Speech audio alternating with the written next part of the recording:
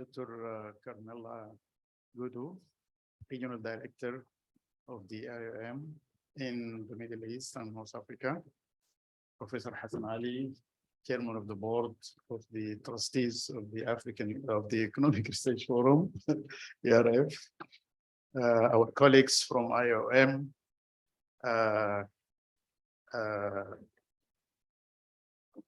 Tiraja, Tamim, Reham, Raffaele. Ladies and gentlemen, my colleagues from the ERF, thank you very much for being in attendance in this important ceremony and the follow-up presentations. I'm very happy to welcome you today as we look at the great step we are taking towards strengthening our relationship and our long-standing cooperation with the IOM. The ceremony here today signals a genuine intent by both institutions to advance the development of research studies on matters of mutual interest, socio-economic issues relevant to mobile population, and other opportunities in data collection, data sharing, and research, policy, and programming. We recognize the key role that the IOM and ERF will need to play in generating evidence-based and policy-relevant research with a view to informing policy discussions and public debates on issues of common interest and priorities for the MENA region. I hold a firm view that this is an exemplary partnership towards sustainable development and mutual learning. I also consider this event as a beginning to a fruitful and significant partnership between the ERF and the IOM. This agreement is in line with our current and future research agenda that currently looks at assessing the socio-economic impact of the COVID-19 pandemic in the MENA region on mobile population and the mitigation and adaptation to the impact of climate change in the MENA region and displacement. I totally believe that the signing of the Memorandum of Understanding will strengthen our efforts in promoting good practices and better inform policy debates in the MENA region, especially during one of the most difficult and turbulent times because of the COVID-19 pandemic, conflict, and climate change implications. It will be a great pleasure to continue shaping our research and policy agenda together, and I look forward to starting this process and working together on several fronts: research, data, policy outreach, and capacity building. Thanks you very much. And now I give the floor to Ms. Carmela, IOM Regional Director for the Middle East and North Africa. Thank you. Thank you very much, Dr. Ibrahim El-Badawi, Professor Hassan Ali, colleagues from your team, from my team. First of all, I would like to thank you, Dr. Ibrahim, the Managing Director of the Economic Research Forums, and the colleagues for their diligent work on this opportunity for a fruitful collaboration between the ERF and IOM in matters of common interest. I would like to express IOM commitment to further enhancing and strengthening such cooperation and create further opportunities in data collection, research, policy, and programming. Following the successful implementation of the International Migration Review Forum, the IMRF, that took place last month in New York, it was clearly highlighted the importance and needs of strengthening the global evidence for international migration by improving and investing in the collection, analysis, and dissemination of accurate, reliable, comparable, and disaggregated data. Data sharing and collection is the foundation to enhance cross-regional cooperation and the base of strong evidence-based policymaking. Throughout the years, IOM has been diligently working on research in the field of migration and mobility analysis in the MENA region, as well as on the impact of climate change on migration and mobility. This goes in line with the upcoming conference of the parties, the COP27, which will take place in Egypt in the coming month of November, and the COP28, which will take place in the United Arab Emirates next year in 2023. Both represent a great opportunity for the entire Middle East and North Africa region, as well as for the International Organization for Migration and the Economic Research Forum to emphasize the impact of climate and extreme weather events on internal and international migration and mobility. Moreover, this cooperation represents a cornerstone of the achievement of the 2030 Sustainable Development Agenda, and particularly Goal 17, which focuses on strengthening the means of implementation and revitalize the global partnership for sustainable development, as well as of the Paris Agreement on climate change. Indeed, this cooperation between ERF and IOM will bring an important contribution toward the much needed knowledge, research, and evidence-based policy insights in order to work on rural-urban migration, assessing the socio-economic impact of the COVID-19 pandemic in the MENA region, the impacts of climate change on migration and mobility, and many other migration-related topics. Finally, I would like to echo my sincere gratitude for ERF and IOM colleagues for their continuous work on this significant collaboration, which will certainly build a strong base for the collection of knowledge and research aimed at evidence-based policy. Thank you once again, and looking forward to your and our active engagement in the upcoming discussion. Thank you very much.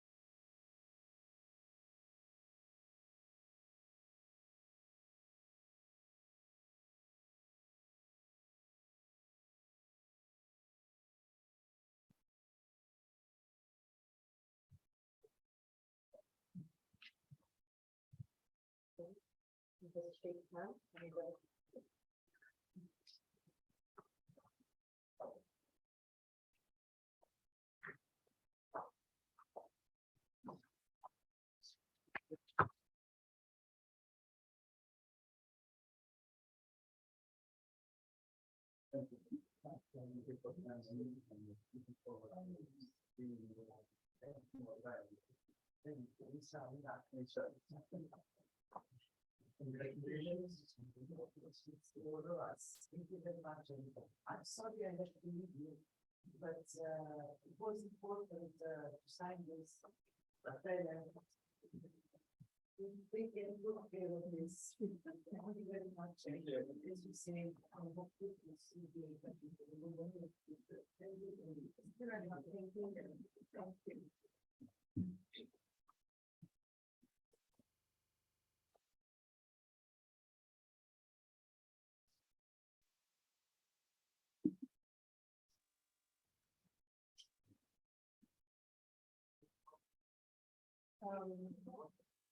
Can I have one? Raffaele, can I have the mic?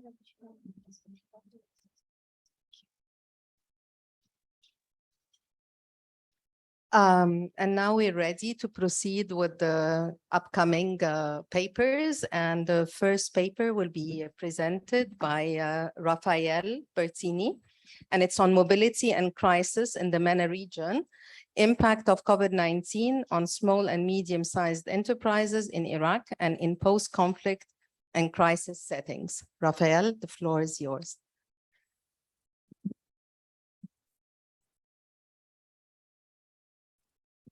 Good morning, everybody. Thanks a lot, colleagues, and to all of you that are listening to this presentation from in presence and online.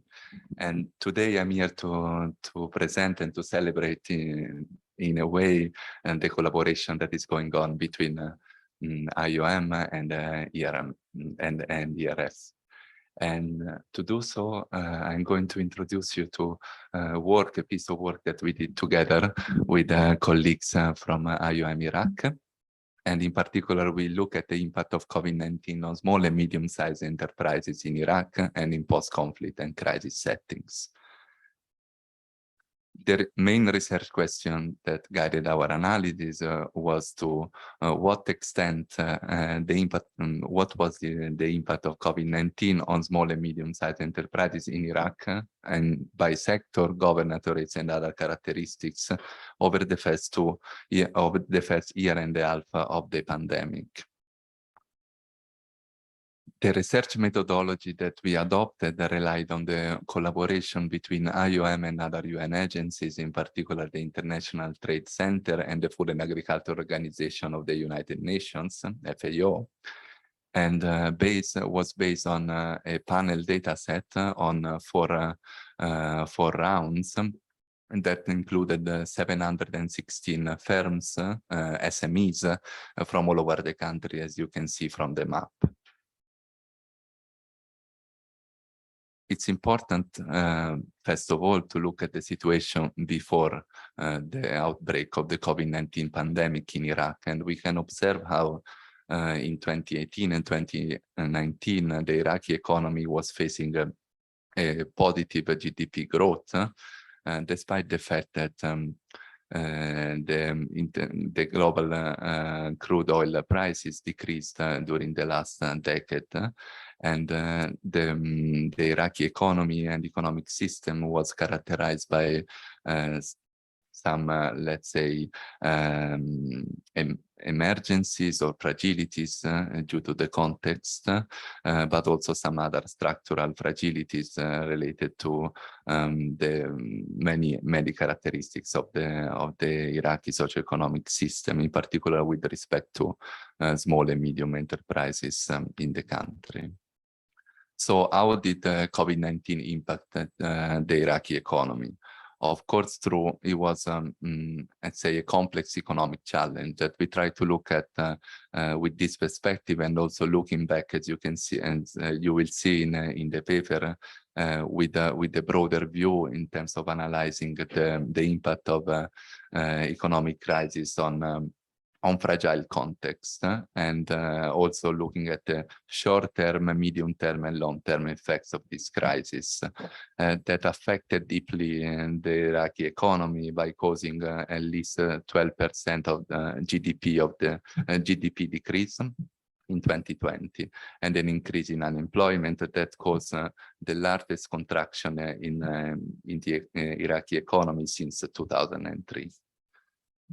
Let's now present some of the main findings of our research and our work that look at the SMEs, the impact on the SMEs from different point of view. And in particular, we see here how the average monthly revenue among these enterprises was heavily affected in the beginning of the considered period and rebounded in the following months, even though it didn't reach any close point to the situation pre-COVID-19, as you can see from the graph.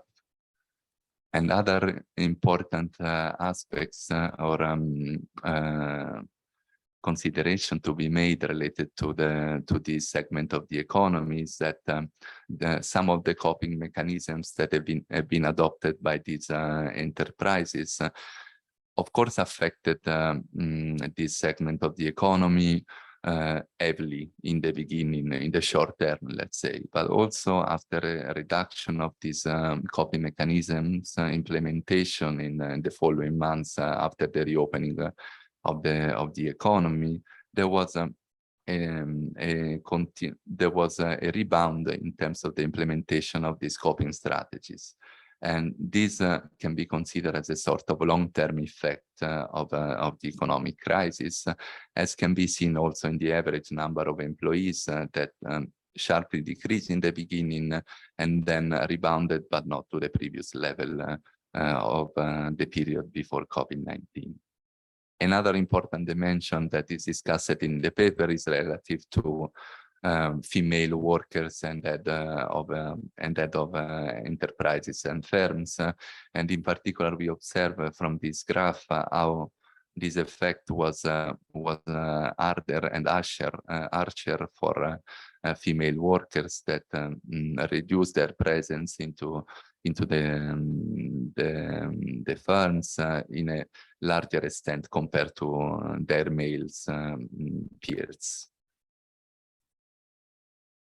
The data we collected allowed us to look also at the dimension of subsectors in this economic segment, and in particular, we report here a list of subsectors going from food and agriculture to medical services and any other, let's say, economic sector that was possible to capture in this segment of the economy. And we see how the pandemic affected in different ways the different sectors. The classic example is here with the food and agriculture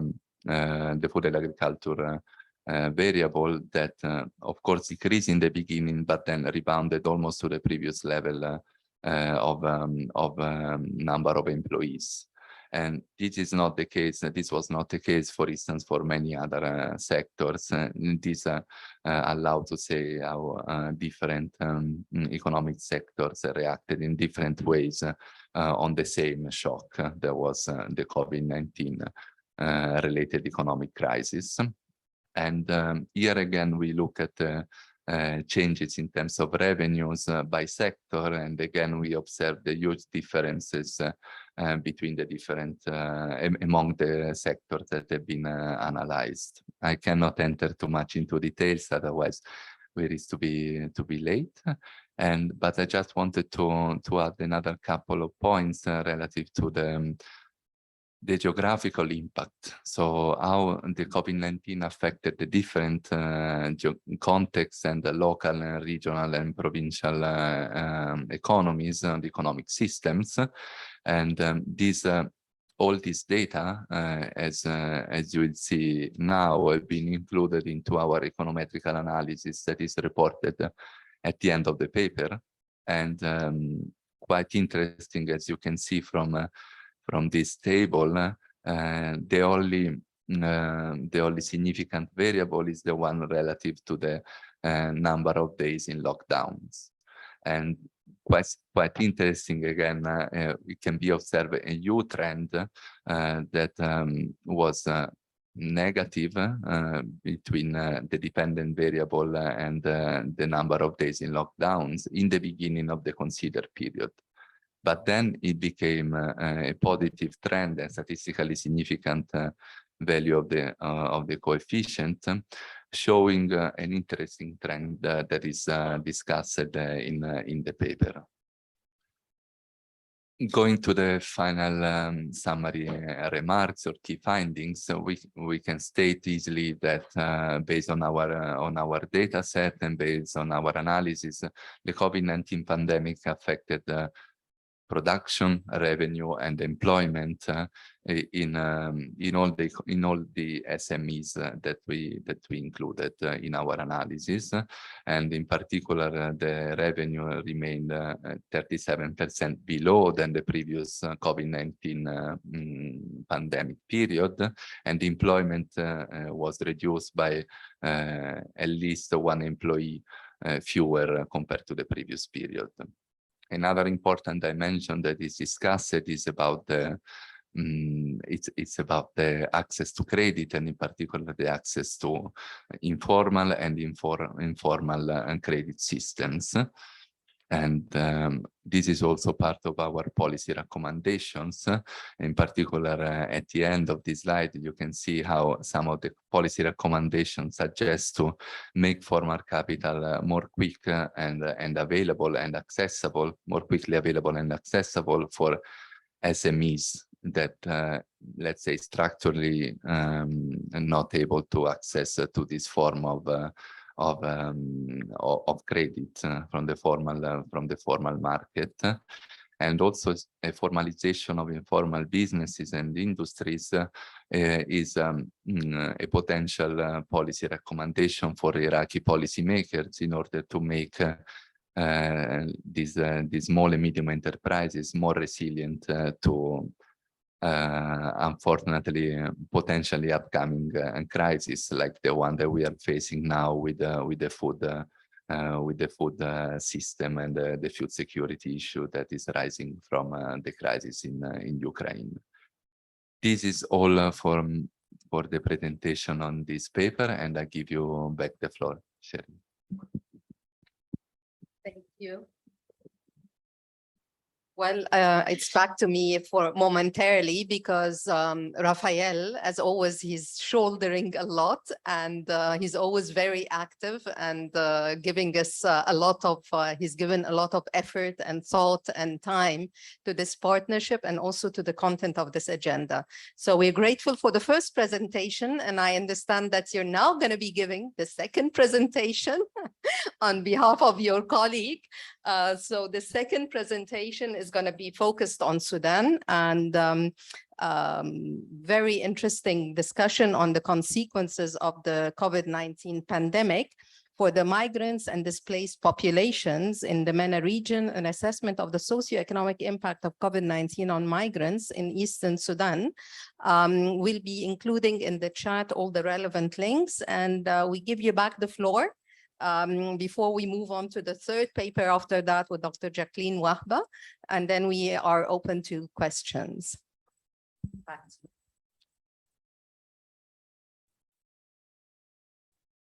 Then good morning again. Thanks a lot, Sherin, for giving me the floor. I hope you can hear me well.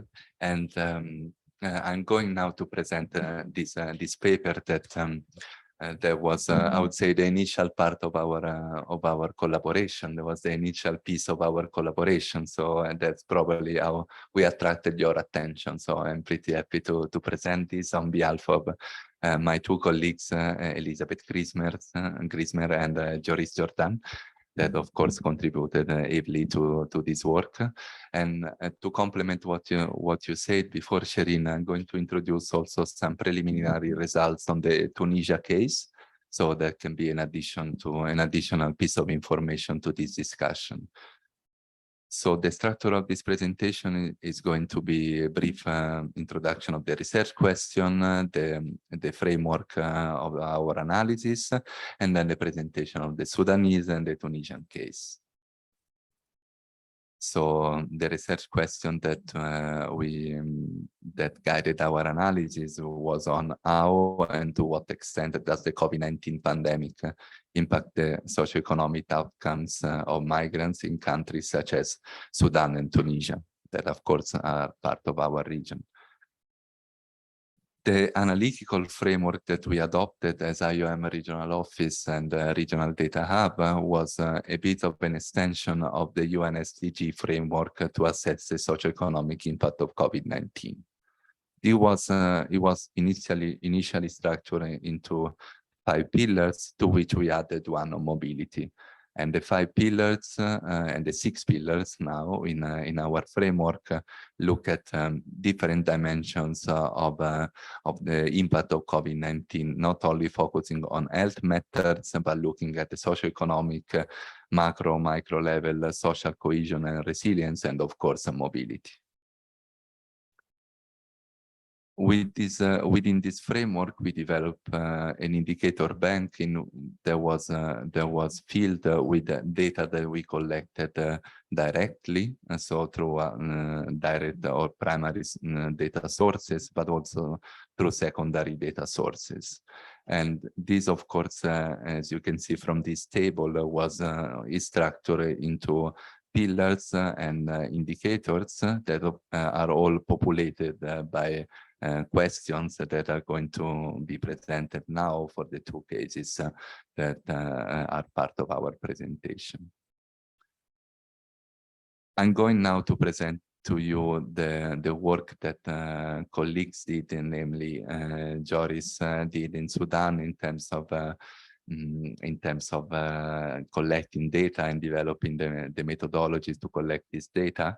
That was developed into 2 forms of quantitative and qualitative data collection in the period between June and July 2021. The target of this analysis were international migrants, Ethiopians and Eritreans, as you can see from the map, the border countries. And that, of course, has different type of migration patterns. We identified 3 main patterns, being long-term migrants, migrants in transit, and seasonal migrant workers.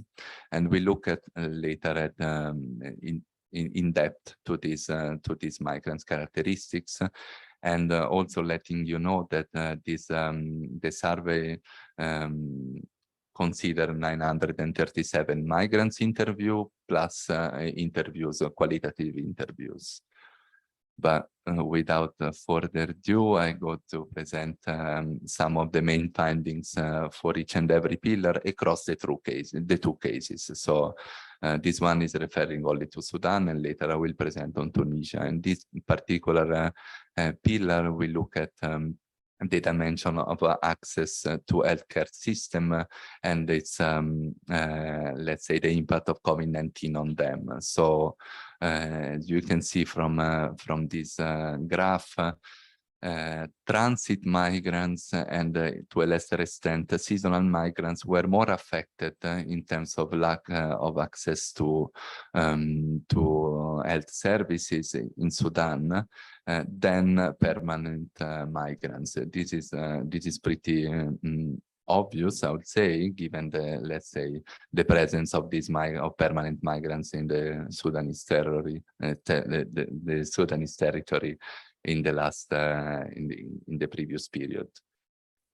Now going to another finding, quite interesting, that is relative to the vaccination rate or a willingness to vaccinate, and we discovered that a large percentage of migrants in Sudan were willing to, in our sample, were willing to get vaccinated, and this allowed us to advocate for including migrants and mobile populations into vaccination campaign in our region, and of course not only. Going now to pillar 3, that is on economic response and recovery, we observe a well-spread, unfortunately, impact of COVID-19 across the categories of migrants that we looked at, that we analyzed here. And as you can see, around 80% of our sample was affected by, in terms of job and in job security or livelihood by the COVID-19 pandemic. Remembering also that we look at a sort of long-term effect here, considering the data being collected in June, July 2021. Another interesting aspect that we included was about social cohesion and community resilience.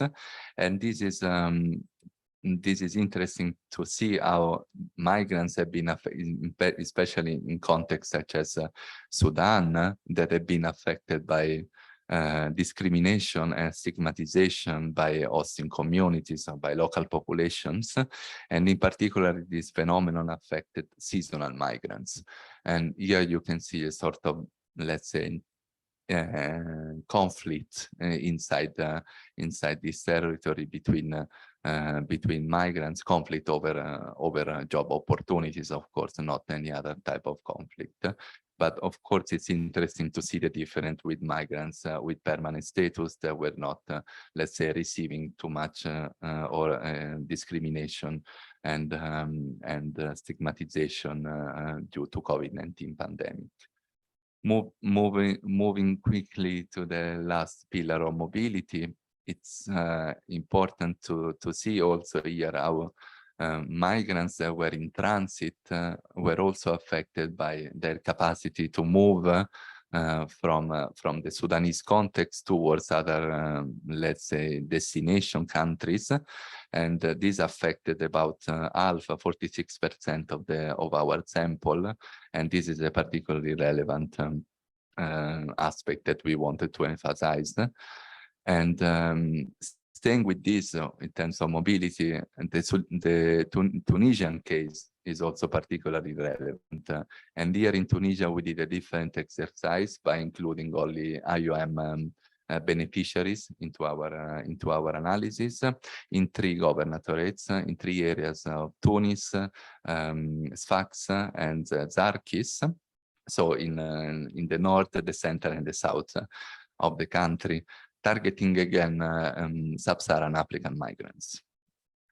Moving quickly to the presentation of the main findings, on pillar 1, we observed different, let's say, questions and findings relative to the barrier to access to health services that was of course affected by lack of affordability or unaffordability of these services by migrants, as well as by other say constraints such as lack of information on the location and where to access to these services, and perceived, I would say, discrimination against migrants in health facilities.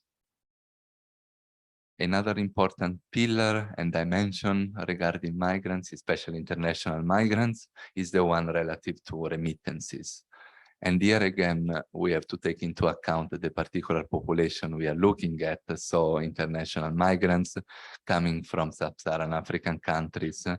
And we see here how these migrants were not able, for the largest part of them, for 3/4 of them, to send remittances at home in the considered period. We asked for the last year, so we covered basically the COVID-19 period.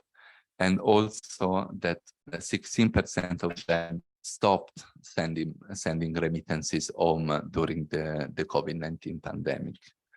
We look also at the recipient side, so if these migrants receive remittances or not, and we discovered that some of them, 19% of them, receive remittances from other migrants, from other household members, and this through key informant interviews and direct interviews, we knew that this was mainly for consumption purposes. I'm finishing here by giving you some main takeaway messages, and in particular, the first one is that this analysis and this framework allowed us to look at different dimensions through the socio-economic lens of the impact of COVID-19 on this population. The second important thing that we wanted to emphasize is the different effect of COVID-19 on the same migrant groups, depending on their origin, depending on the type of legal situation that they're facing, and also on the location, on the hosting community and the socio-economic system. And this is well linked with the third point that is relative to the to continue and to the need to continue to collect and disaggregated data by migratory status. That is really important for us, of course, but also to provide informed policy and programming recommendations.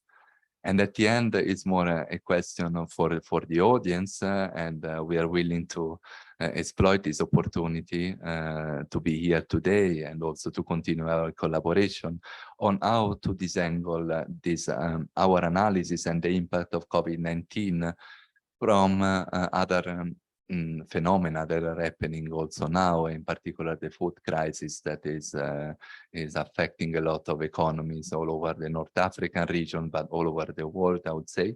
So with this, I'll close my presentation, then leaving you back the floor, Sherin, and leaving also this slide for those who would like to know more about the work on socio-economic impact of COVID-19.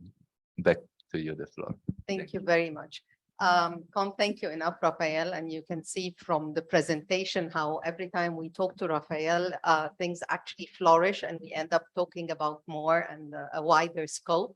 So we're really grateful. Thank you very much. And with that, we move straight into our third presentation with Dr. Jacqueline Wahba.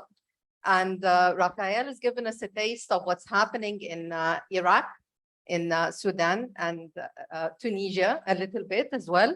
I'm really, I don't know where to start to introduce Dr. Jacqueline Wahba, so I'm gonna stick to the institutional link with Dr. Jacqueline Wahba being a member of our board of trustees. And in the chat, I will be actually putting links to Dr. Wahba's work because it's fantastic portfolio of work across different countries that you'll find of interest.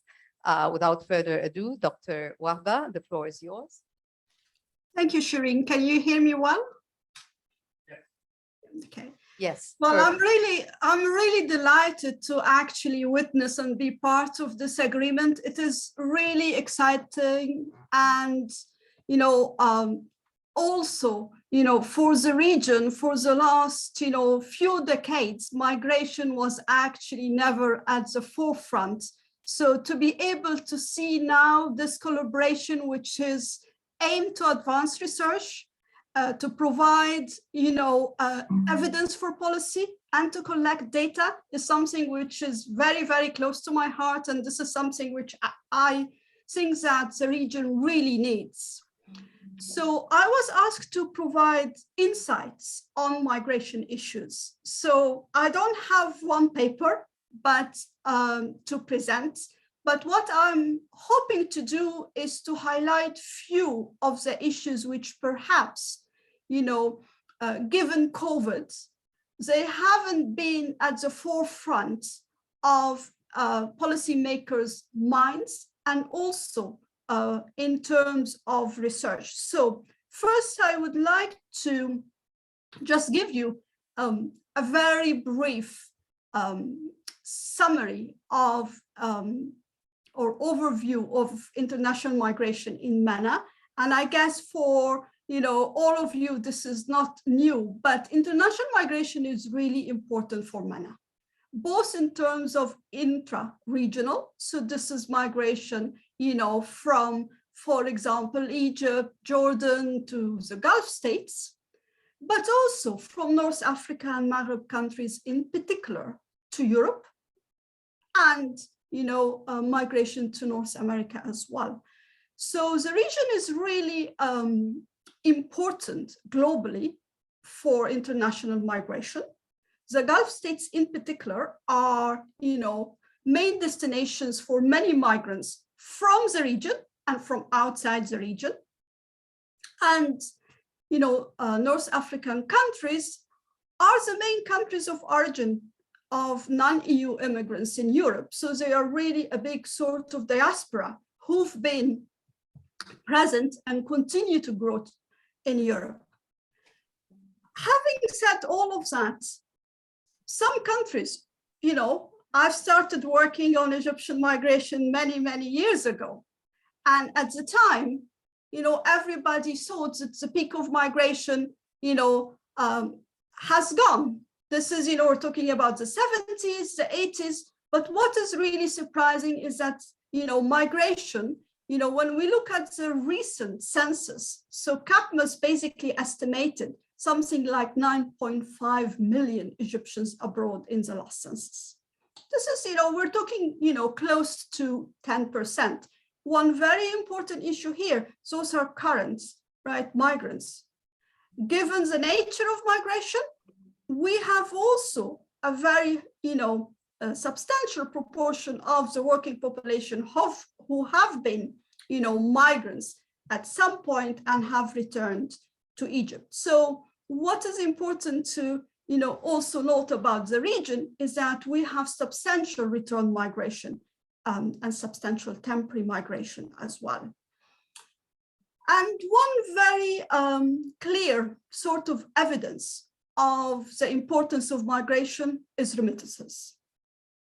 So maybe a decade or two ago, Morocco was, the country receiving most of remittances in the region. Now it is Egypt, and surprisingly, Egypt now is in, the fifth top recipient globally in terms of remittances. We're talking about $30 billion US, right, in 2020. And although COVID did affect remittances, it did not affect remittances as much as was forecasted.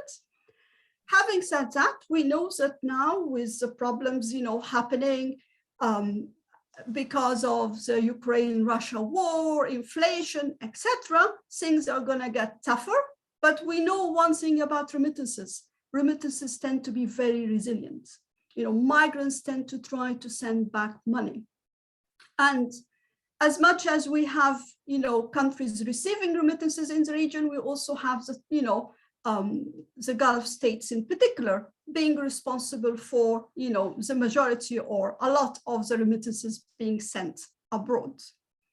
But one final thing I want to highlight here is that although we know how important the region is for temporary migration, for international migration, the region also is responsible for, a large number of refugees as origin, but also the region is hosting a large number of refugees. So thinking about migration, displaced populations are also very important for the region. So I want to highlight two areas, two main areas. There are so many other areas, but in my opinion, the first area is whether the MENA region is maximizing the benefits of international migration. And I see this area important for research, important for,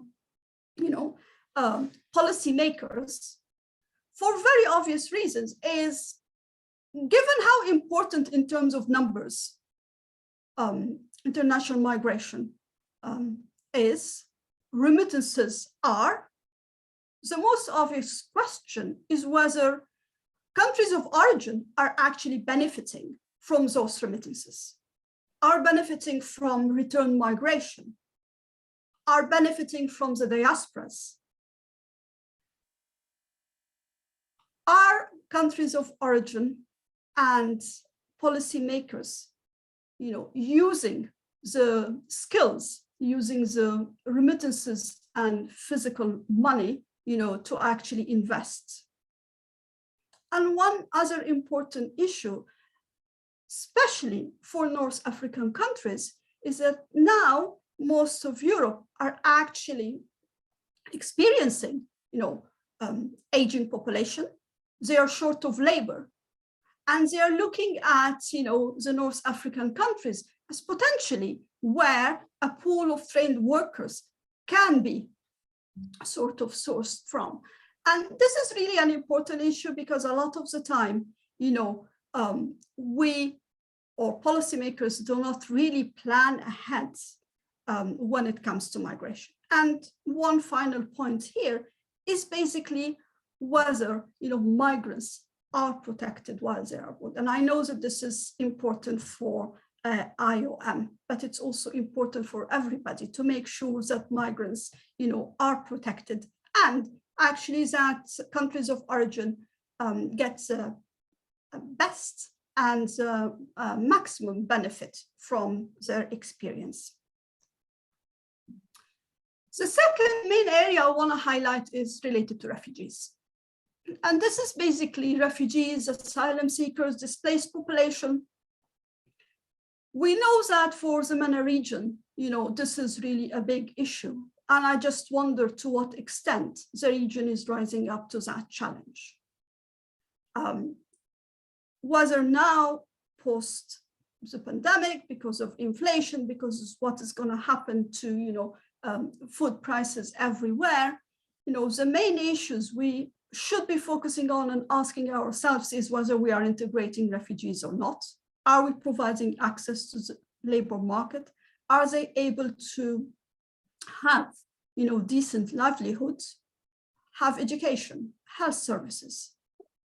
But, and this is also based on my own work, in countries, for example, like Lebanon, as much as we should focus on refugees, we shouldn't forget the host communities.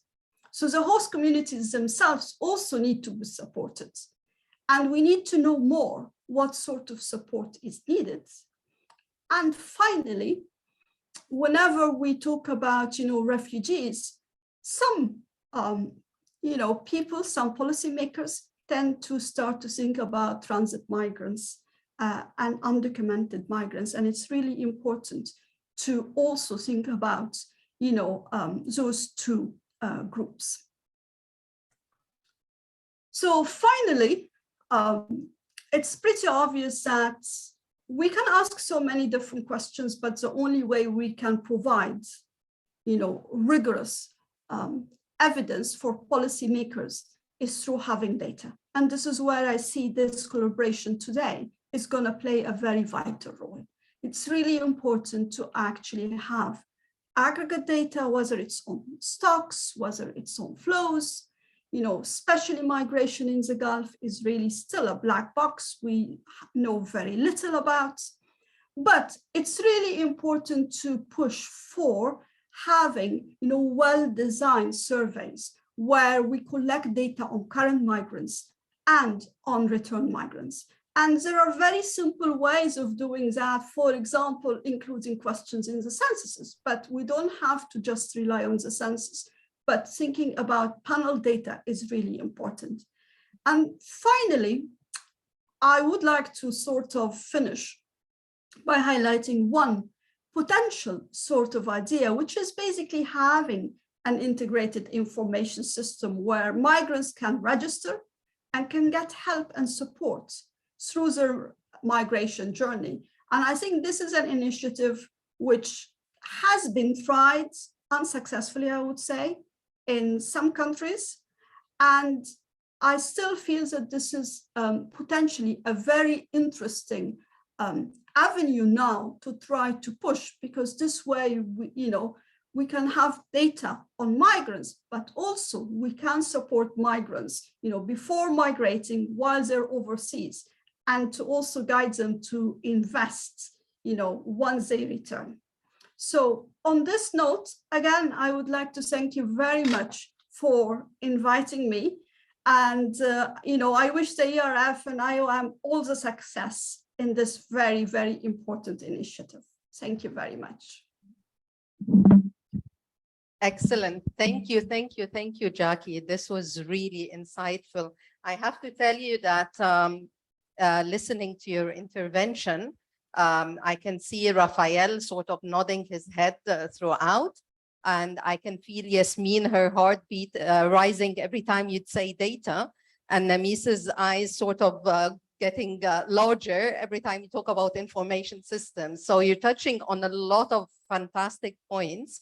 And I can tell you that Dr. Ibrahim is eagerly waiting to respond to and raise a few questions to you and Raffaele for the presentations. And so is Dr. Hassan Ali, who's actually joining us as well for the event.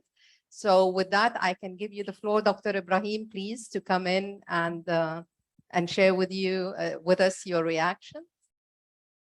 Well, let me thank Raffaele and Jackie for very insightful and interesting presentations.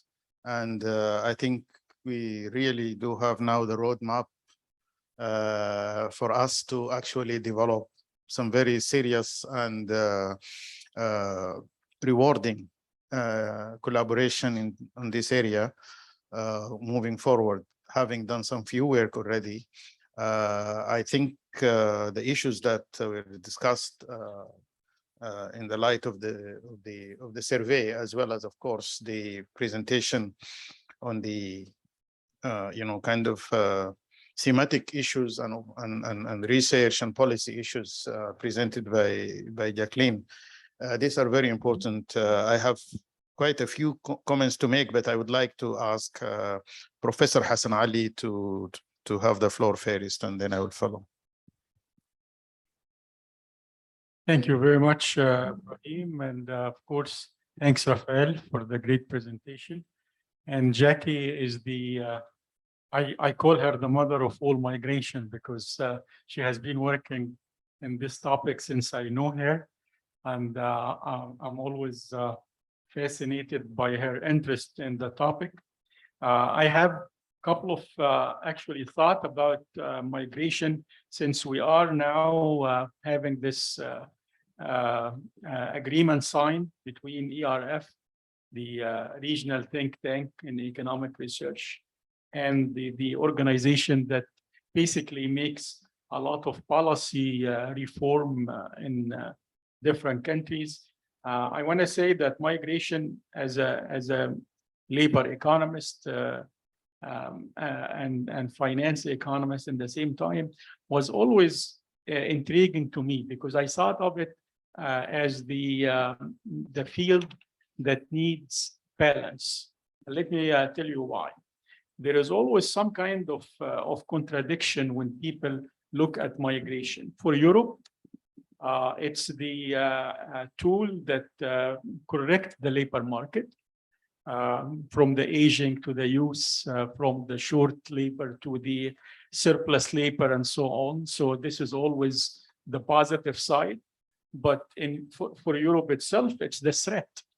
Migration is the threat for the way of life, and that has been used and abused by the different parties all the time. So in Europe, there is a contradiction, and we never been able to 100% put an end to this kind of different argument. For the labor exporting countries, I'm talking about in the MENA region, whether it's the Maghreb countries or Egypt or other labor exporting country like the more populous countries in the region. Of course, they upload the remittance. Remittance is the positive. Remittance in Egypt is becoming #1 source of foreign currency. But also they complain about the brain drain and how migration is taking out the human capital and so on. It's another contradiction that never been resolved. And when you look at both sides and you read the analysis, you feel sympathizing with both sides. For the Gulf countries, that's the engine of migration all the time. They have the labor dependency, that's foreign labor dependency. Without the foreign labor, there would have never been any progress in the region. They know that, and they acknowledge that. But in the meantime, there is resentment of the capital flight that goes out of the region. And you read also in the newspaper about how billions of dollars have been going out, and then the call for what they call the localization. So the Saudization, the Emiratization, the Kuwaitis, whatever the Asian is would lead.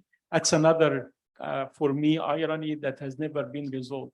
This all means that there are a lot of fields that still open for research and still open for discussion. And then Jacqueline and Yasmin would come with the data. we are really in need of decisive data in a lot of issues in order for these to be done. So I am hoping that with the signing of this agreement and with the existence of some great economists like Jacqueline and her peers, we will be able to contribute to making the field more balanced, rather than being, from my point of view, sometimes hijacked by special interest group, whether from the political party or even from the ideological party at the same time. So this is my thought on it, and thank you very much for giving me the opportunity, and congratulations again for ERF and for the migration, the International Migration Organization, for signing the agreement.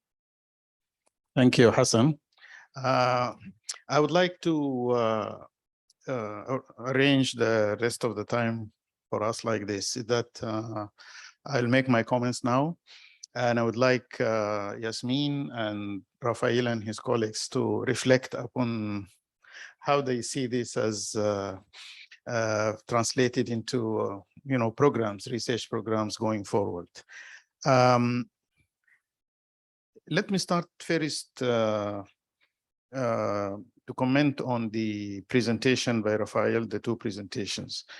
I very much welcome actually the survey-based effort, and I think it actually, these 6 pillars are very important. And I just wanted to say something about the macro, because I think the link to the macro is very important on several dimensions. One dimension, for example, is that when the economy is stagnant and the struggle for jobs is the attitude towards the migrants will be actually quite negative. When economies are expanding, for example, just to give you an example, Turkey has been growing very fast during the Syrian crisis. So aside from the political and cultural ties and whatever, the Syrian migrants were very much welcomed in southern Syria, in southern Turkey. But in the African migrants in Maghreb countries were not welcomed at all, because they, there are other things, but their attitudes also affected by the economy.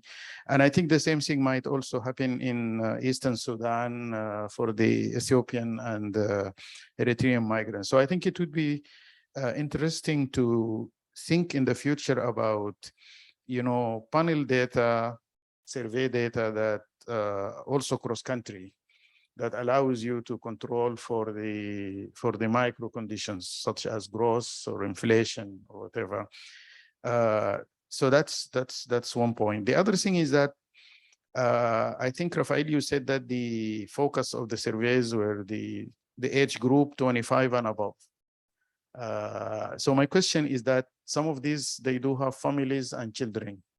So how about the access to education? Because that could be similar to the health pillar in terms of the access to education.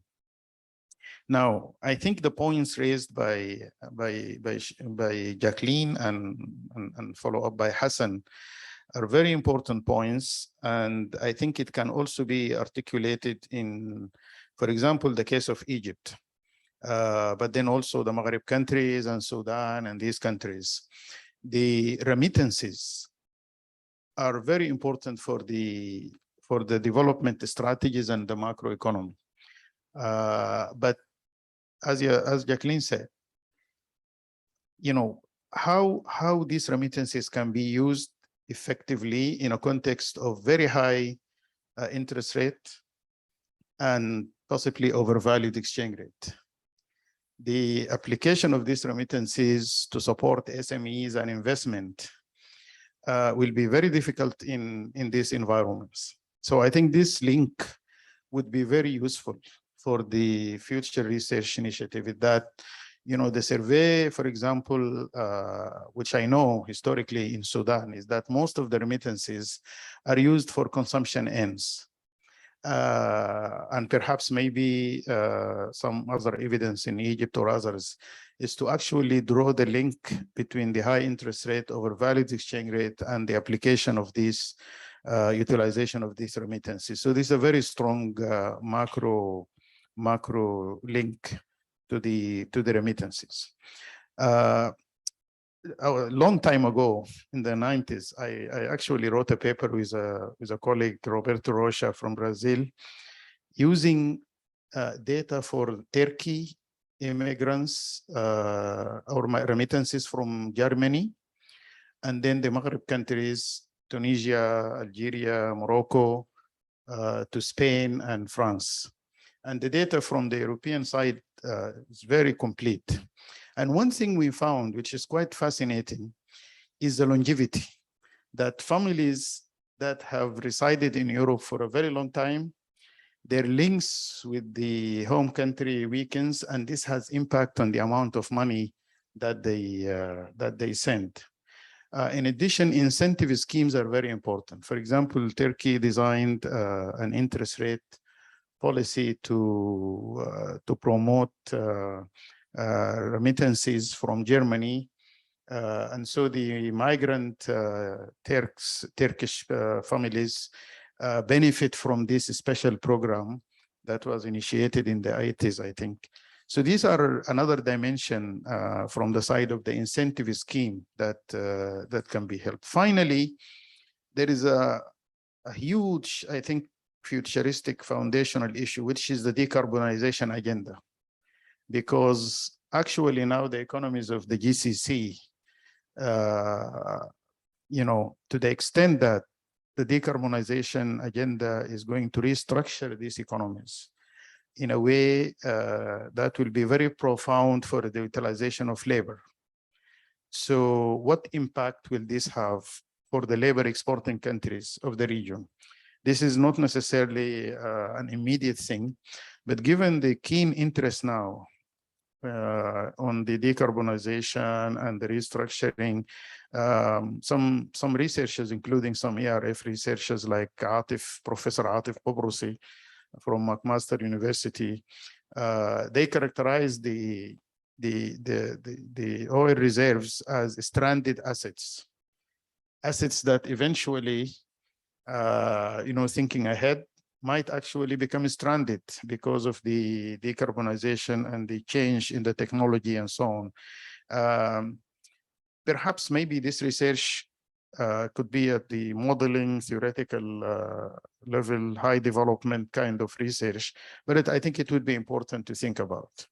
So let me stop there and ask Raffaele to say something about your take on this, and then Yasmin. Thanks a lot, Dr. Professor Brahim, and thanks a lot to all of you for your enthusiastic discussion and questions. And I think there is a huge room for development as a general consideration and for developing very interesting, and thanks a lot, Professor Jacqueline, for your presentation and for all your suggestions and ideas on the summary, of course, on migration issues. On some specific topic, so very quickly responding to your question, Professor, and to all the suggestions. Education is included on, so we asked migrants during the surveys if the family members, namely child, had access to, found difficulties to access to schools during the if it was affected by COVID-19 pandemic. So of course we look at we interviewed only adults, so we didn't interview childs, but this can be done, for instance, in and it's done by IOM with some project in collaboration with UNICEF, for instance. So we need to find the right angle to look at this, but of course education is one of the key aspects that we included. And on the macro level analysis, so the two sides on the discrimination and how all the discussion around cross-country analysis. Of course, as the regional office, as an organization, we have a global and regional overview. So we try to do as much as possible in terms of data collection and evidence on looking at these aspects. So of course, this is one of the most relevant ones in terms of protection. Also, there was one key element that Jacqueline mentioned before. So these are indeed very, very important aspects that we looked at. And with the tool, with the analytical framework that we adopted, we also try to harmonize the data collection and the analysis as well. So if you, after the Tunisia assessment will be done, you will see also the similarity eventually between the two cases, and so to allow comparisons and so on. So this is an important, I think, tool. And this is a broader work, if I may say, in the entire, in the international arena and also in the regional level. So we are implementing some work, and with this we foresee our collaboration to be strengthened with the African Union, for instance, in terms of harmonizing data collection and harmonizing data on migration, basically, and of course in close collaboration with national statistics offices. So all this work, I think, it's a very important work, of course, more for an international organization and UN agency, but of course in collaboration with you and your partner in each and every country will be a very, very important type of work. And the last point, I know, Shirin, you want to take the floor and close the meeting, but we go on and we develop our collaboration toward different directions. So the last point was on the macro dimensions, so how to consider this, and of course there is the Gulf issue that we are working on in these days, and of course happy to keep you in the loop on what are the development in the Gulf as well. But on the macro, on the including of macro dimensions on our analysis, of course, we foreseen that we have also limited capacity as an organization, that we are growing now in terms of analytical skills, but of course we rely on this type of partnership with you colleagues and experts to increase our capacity and in terms of analysis of data and how to make them relevant, improving the quality of the data for an international audience and for researchers. So these are all aspects that we are growing, and we hope to grow together with you. And I give you back the floor, and thanks a lot. Thank you, Raffaele. Of course, we have been working together for over a year now, specifically on the impact of COVID. And as Dr. Ibrahim said, now with this ceremony, this is basically the icing on the cake.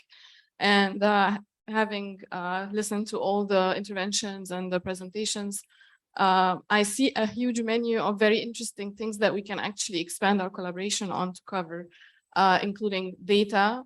So, for example, we can see how we can capitalize on existing surveys that are being conducted regularly by ERF, where we can actually, build on this existing effort from your side and on our side. Also, we need to kind of prioritize a number of specific topics that we want to zoom in on in the coming period. And I think as in terms of next steps, we will need to kind of have a series of meetings trying to firm things up, and maybe develop like a short concept note for what exactly do you want to work on immediately in the short term, and then something else for like the longer term, especially when it comes to harmonizing data, collaborating with national statistical offices to kind of streamline things, and perhaps explore the possibility of creating the platform that Dr. Jacqueline mentioned, because I think it's a fascinating idea that actually is cross-border and everybody can have access to it. It's very ambitious, of course, but everything starts somewhere. So yeah, we are very excited here at ERF to work with you. You've been a fantastic team to work with, and we're very looking forward to, that next phase of our collaboration. I think with that, we're coming to an end for the program for today. It's been really fantastic. And we have to thank also our colleagues at ERF, particularly Ramaj, who's also been part of the effort over this last period, and Namis, who's been involved with us in a lot of not a lot, in every communication activity. And we also have to thank our colleagues at IOM, whom I see online. So Tamim, good to have you with us. And we're missing Elizabeth with us as well, but really, really, and Joris, obviously, absolutely. So it's been a really fantastic journey. We're only starting the road together, and there's a lot more and a lot more interest in what we can do together. I thank you. I thank you, Dr. Ibrahim, for the openness to the partnerships and having that as a cornerstone in our strategy. So, and with that, I'll say that all the material is going to be accessible online, so that can be referred to again later. And thank you, Jacqueline, and thank you to our participants for joining us online. Have a good day.